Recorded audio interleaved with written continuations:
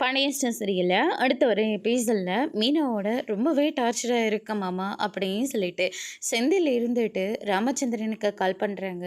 என்னாச்சு மாப்பிள்ள, நேற்று பீரோவில் இருக்கிற காசு அவள் பார்த்தா இல்லையா? இப்போ வீட்டுக்கு வந்ததும் வரதம்மா அந்த காசு எப்படி வந்துச்சு? இப்போ காசை எனக்கு காட்டுங்கன்னு சொன்னான்.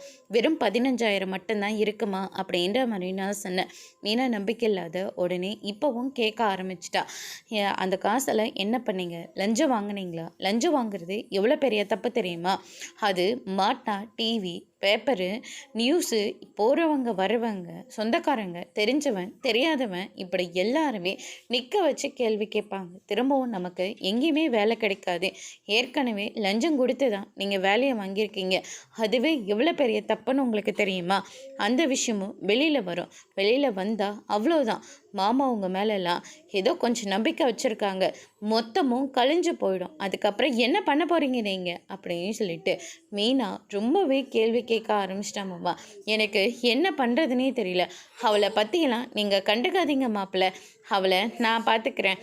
இப்போ சம்பாதிச்ச மாதிரி மாப்பிள்ள, பிற்காலத்தில் என்ன மாதிரி ஆயிட்டிங்கன்னா எப்படி சம்பாதிக்க முடியும்? இப்போவே வீடு, வாசல், நகை, நட்டு இப்படி எல்லாத்தையும் ஒவ்வொன்றா வாங்க ஆரம்பிச்சிடணும். மீனா சொன்னா அவங்க சொன்னாங்க, இவங்க சொன்னாங்கன்னு சொல்லிட்டு லஞ்சம் வாங்காமல் விட்டுற போகிறீங்க அப்படின்னு சொல்லிட்டு ராமச்சந்திரன் சொல்லிட்டு இருக்காங்க.